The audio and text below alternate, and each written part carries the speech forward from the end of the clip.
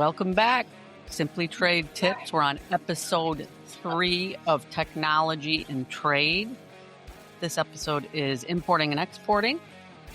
I'm Renee Chiuchiarelli. I'm here with Julie Parks, Hammer and Heels. We're going to let you know, we're going to give you a short information about technology and figure it out, FIO. So Julie, what should we cover today? Hey, so Renee, in tech, we did cover a little bit about mitigators and kind of set up the topic. Now I think we should have a little fun with this. So I think we should talk about importing and exporting and kind of what automation is happening in the space, and really kind of do this with the thought that automation isn't about replacing people. It's definitely about replacing the rework and the work, right? So we still want thoughtful people, but that's my thought. Awesome. So our Sound core good? focus, yes, our core focus areas are going to be import, export, declaration filings, data validation before submission, and system-to-system integration with customs authorities. And then, like you said, automation supports compliance decisions and it doesn't replace people. So, and we're not talking about supply chain visibility, just for verification for our audience, for our listeners, and we're not talking about ERP finance automation. This is just specific to trade. So, Right. So maybe we just tune our brain to a few things like document management, and kind of like the filing itself. yes. I Okay. like it. So, all right. Awesome. So now we're going to get into accuracy filing management. So where does automation show up in a declaration filing? Most errors don't come from bad intent. We know that. They come from disconnected systems or disconnected documentation. So let's share a few automation supports. I'll start. So number 1, data ingestion. So this is like pulling SKUs, your data, product entry SKUs, your value from your finance system, your origin, maybe from your, sourcing. Maybe you have a separate sourcing system or it's in your ERP, your party data. So your vendors, your suppliers, maybe your transportation management system. So you're getting your logistics data. And then, of course, some of us have product databases, whether they're in our ERP or our Excel files. So those are some of the data ingestion points.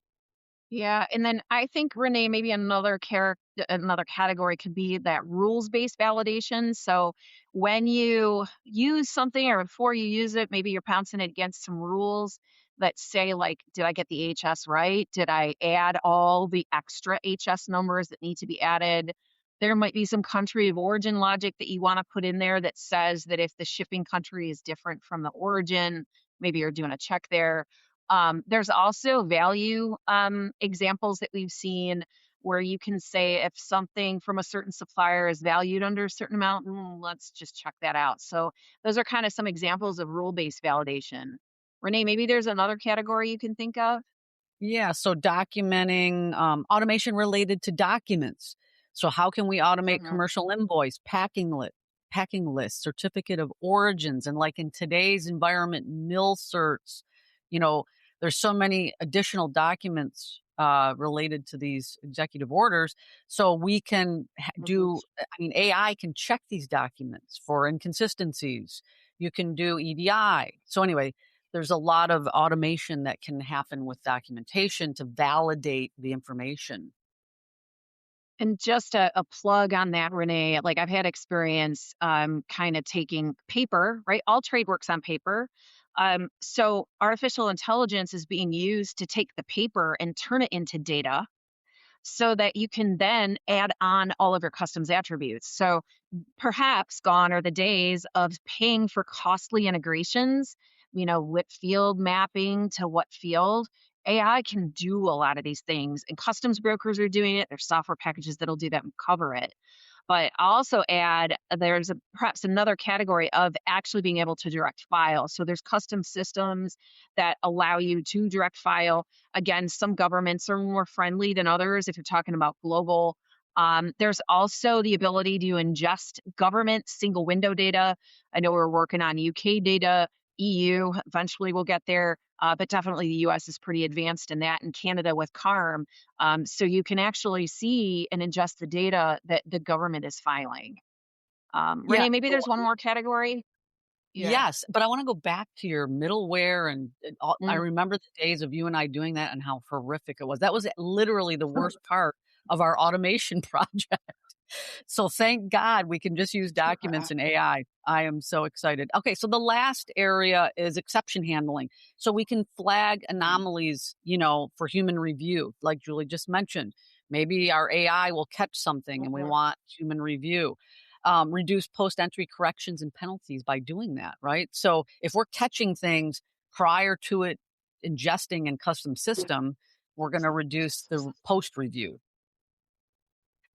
Yeah. So anything Just amazing stuff in this space, really. I mean, amazing, so amazing. so It's maybe we shift, Renee, and we can talk about the types of automation providers. So like maybe I'll start with one being kind of like just customs filing platforms, and they do all these the things that we mentioned above. But essentially it's purpose built software for declaration submission. It's certified and approved by customs authorities, and we think that this is a great way to start. There's definitely speed in implementing one of these systems. There's also direct connectivity to custom systems in a lot of cases, or directly to your broker. But there's also limitations. So, like if the system comes as a can, right? You have to still rely on the data going into it to be correct, right? So if you don't set up the rules the right way, it might not completely work. So with all these kind of types of automation providers, there's definitely strengths and weaknesses. Renee, can you think of another type of automation provider? yeah, like a complete system, a global trade management platform where, it's just a broader Mhm. compliance suite combining classification, origin, screening, export screening, filing of entries, both Mhm. import and export. Maybe like we said, just a complete, data a portal where you're storing your Mhm. data, right?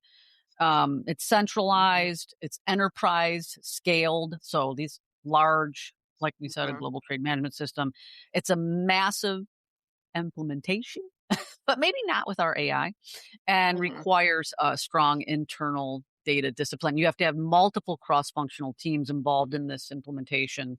It takes a lot of time, probably more Mhm. expensive as well. Yeah. Uh, And I think, just to kind of summarize, right? Customs filing platforms are generally employed by brokers. We have global trade management platforms that are generally deployed by importers and exporters. And then also like kind of this third category could be something that you're actually getting from the broker as a, software as a service. So in this area, it's interesting to me because if you are not a cash rich company, you might want to leverage what the broker has and pay them in your entry fee. When you pay something in your entry fee, it's actually, depending on how your entry fees get allocated, it generally gets allocated to, I'll call it not your department, right? So if you want particular elements of GTM software, but you can't afford it, you can leverage your broker's technology. They have a lot of it. And I think that's a really good way because they're filing everything and they know what goes wrong. The gap there might be that their software might not be completely conditioned to look at exactly what you want as an exporter importer, but still that cost variation. Because remember, if you deploy these things yourself, you're generally talking about a direct cost from a cash perspective in your department, or you're talking about some type of a capital expenditure to kind of buy these systems and amortize them. But again, it's to your department's budget. yeah. Renee, maybe there's a combo of these. Like, what's your Yeah, thought the on hybrid that? where you have trade and Mhm. advisory. So we're talking about, like Julie said, broker systems, your importer exporter systems, but maybe there's a hybrid model where you have combining automation with trade professionals. The strength of that Mhm. is technologies handling the volume. Experts are handling the judgment calls. So you have intervention with humans. And it's since the environment we're in is becoming increasingly complex, as we know, this might be a great uh, option, this hybrid option. And I love this model too. predominantly for the fact of, if you think about this as perhaps an outsource option. So when you outsource, you're not just getting the tech, you're as so like for example, if you still have to have internal people to manage the operations and the oversight. Um, but the idea is if you use some of these hybrid models, you're getting the best of having the experts out externally kind of work on your piece on your accuracy, right? You're overseeing it, and the generally some of these hybrid models, the capabilities that are in the tech are very much slanted toward an exporter or importer. But then you get the benefit of not having the carrying costs of headcount internally, which you may love or not love. Again, every model is different depending on the company that you're in, and we'll talk about org structures in a future piece. But I think all of these models are really viable, and I think need to be analyzed through the lens of what your cost structure is, how much money can you spend. Maybe you can't spend and you only have shreds of money to spend. And then the second is, should you be even analyzing heads to do some of this analysis work in the outside as well, or in the broker's office? Okay, so let's talk about technologies behind import and export automation. Can you tell us, Julie, some of the common tech components?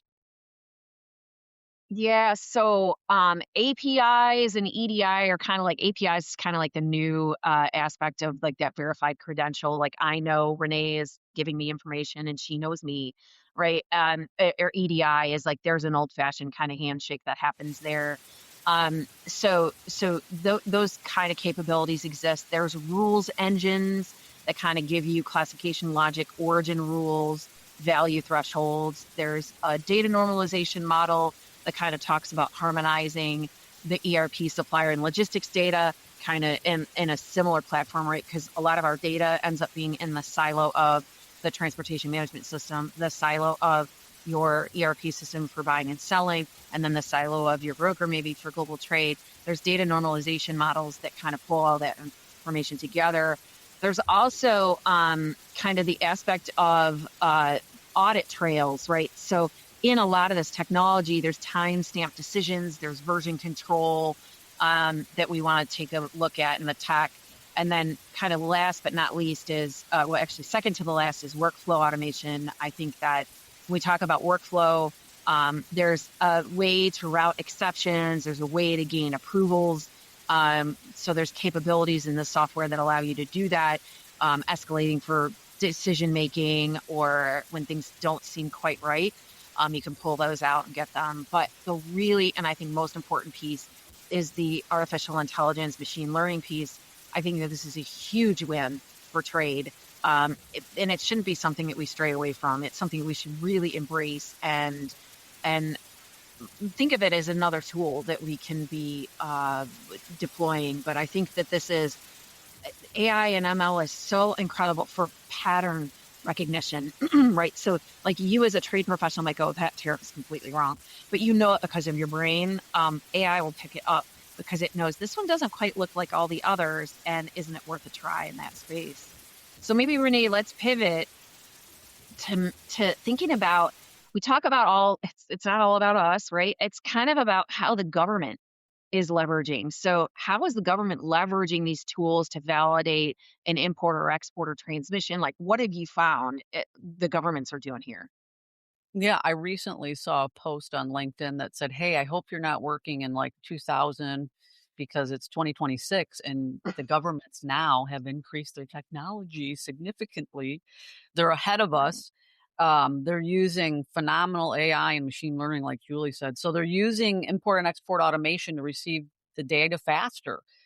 They're screening transactions in real time, enforcing compliance more consistently at a much Mhm. larger scale.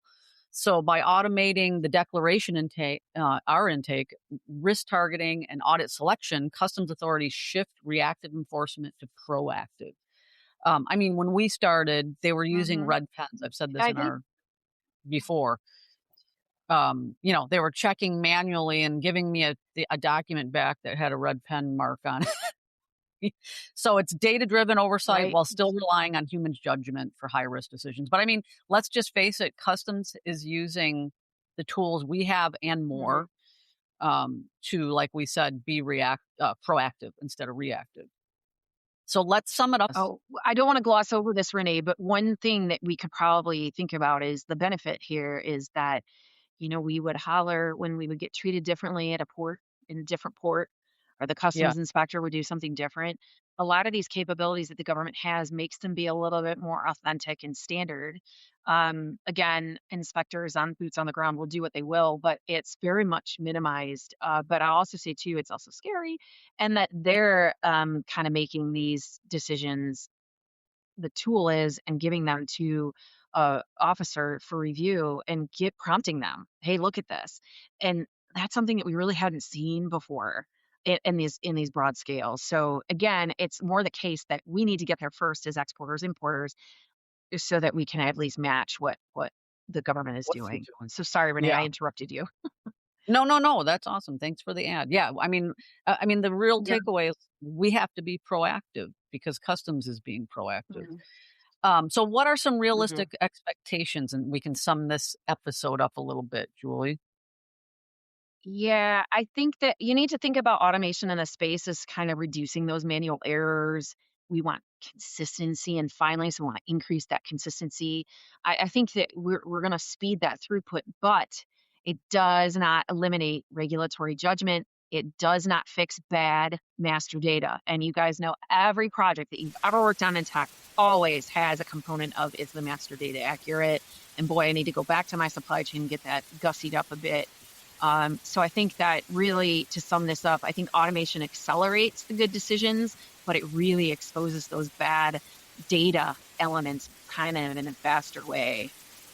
So, Renee, maybe we should pivot to kind of listing some of the providers in the space. Like maybe something that's interesting is, like, I just a highlight from before, leveraging your service providers is always an option. They have to have the capability to have it working for multiple people in this space. I know some brokers are more advanced than others in kind of adopting that technology. So I do want to shout out to the brokers. But Renee, I think you did some research on some core service providers, and we'll talk about a lot of those in a future episode and more specifically. But generally, can you give folks an idea, the flavor of the players that might be in this space? Yeah, absolutely. A few that I'm familiar with are obviously Descartes customs compliance software. That again, we talked about the different types. This is enterprise Mhm. wide grade customs compliance software. Mm, I'm familiar with Align, no. which is a company that's using AI for auditing product database. They're a self filer, really inexpensive, great tool. There is Thompson One Source Global Trade, which is by Thomson Reuters. This is customs duty management and trade compliance automation as well. And like Julie said, we're going to mention in a further a next episode, we're going to get into a lot more details about the options. So stay tuned for that. So Right. And of I course, your think, standard like SAP and whatnot. And I'll also say too, some of the providers we just focused in on here are really import and export specific, like CargoWise, et cetera. But the idea is what you got to understand is that if someone like a company like KYG might be kind of launching more in the classification space, there's generally a appetite to expand beyond just doing classification, or like Renee mentioned, a company like Align might be doing more on the auditing end. There's going to be an appetite for them to expand, and there's never been a more crowded space, I think, in trade. And also, kind of give a shout out to Customs and Border Protection, because they did engage, Altana, Byte. There's many different companies that they've engaged in their own government contracting to get those software packages up to speed for customs, and now they're pivoting to kind of sell us similar software. So I think shout out to customers. There's definitely more. We'll give more credit and more time on the service providers, but just wanted to mention a few that were in the importer and exporting space. thank you, Julie. And like we said, we'll get into a lot more and more about the ones we've mentioned. But for a reminder, in physical trade, automation isn't about removing people. It's about letting experts focus on what experts can do. So what do you think, Julie, our FIO should be? Ooh, so what I like in this space is, so we might have prompted some ideas, like, global trade runs off of paper. Think about that. Like, we used to hate it, but guess what? Artificial intelligence can use it. I think what I'd like to see y'all do is just kick the tires, pick a company, kick the tires, see what they can do in the AI space. I don't care if it's something that's, I went a previous episode, a mitigator, a free trade agreement or whatever software, but do yourself a favor, take a pause, reach out to some of these companies and just hang out, get a demo, see what the capability is of how it might align with what you have internally. Awesome. All right, you guys, see you next time. Thanks. And visit our community, Trade Geeks, and we look forward to seeing you.